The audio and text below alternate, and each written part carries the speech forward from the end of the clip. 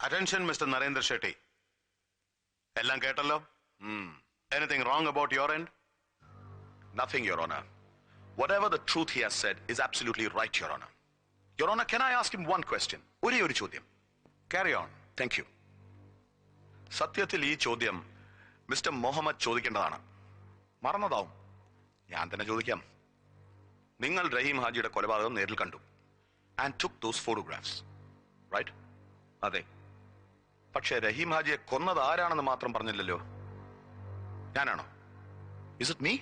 അല്ല. That's all, Your Honor. Sir, he is lying. Try to prove it, Mr. Mohammed. Shetty അല്ലെങ്കിൽ പിന്നെ ആരാടോ റഹീം ഹാജിയെ കൊന്നത്? Chakravani. Chakravani? Who the hell is he? Mr. Mohammed, control yourself. I am sorry, Your Honor. ആരാണ് ഈ ചക്രവാണി? ഞാനാണ്.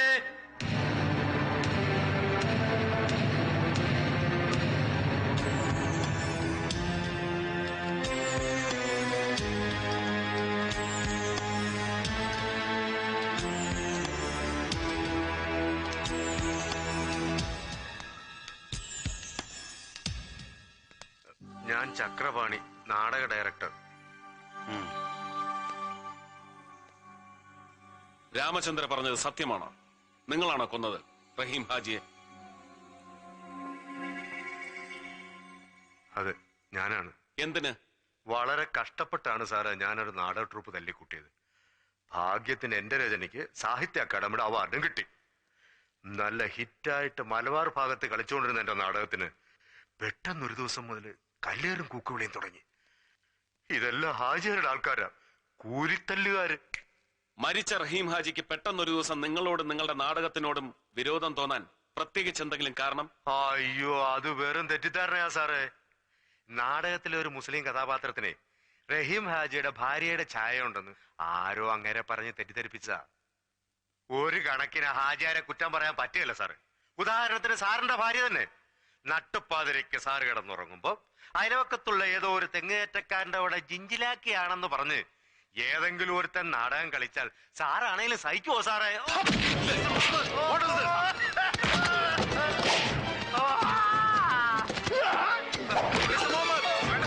Stop it, please, sir. I said stop it, both of you. What's happening here? What? Please. Order.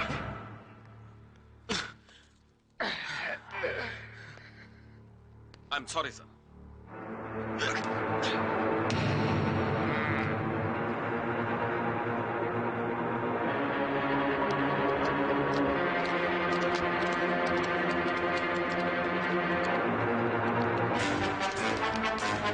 ഇവൻ ആരാടാ? പോലീസോ അതോ ഗുണ്ടയോ?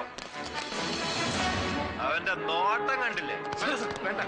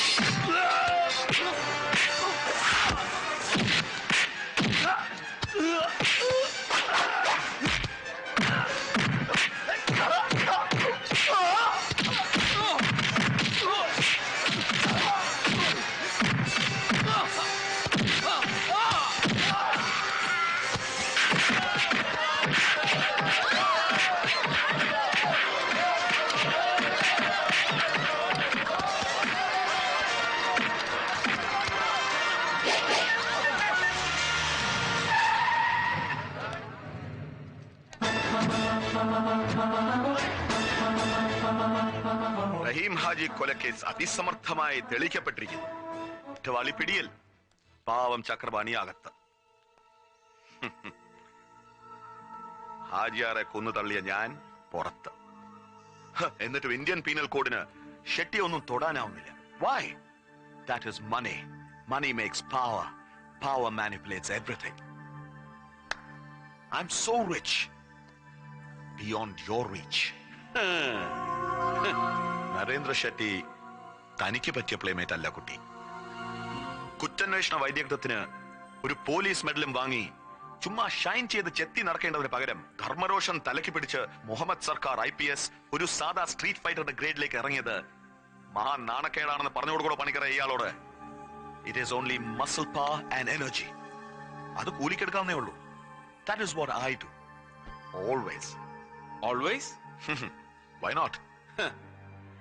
രാത്രി ബെഡ്റൂമിൽ നിന്റെ ഭാര്യയ്ക്ക് ഒരു അല്പം കൂടി മസിൽ പവറും എനർജിയും കിട്ടിയാലേ ഉറക്കം ശരിയാവും തോന്നിയാൽ അത് നീ കൂലിക്കാളെ എടുത്ത് തരപ്പെടുത്തി കൊടുക്കാറുണ്ടടാ പന്നാത്ത്.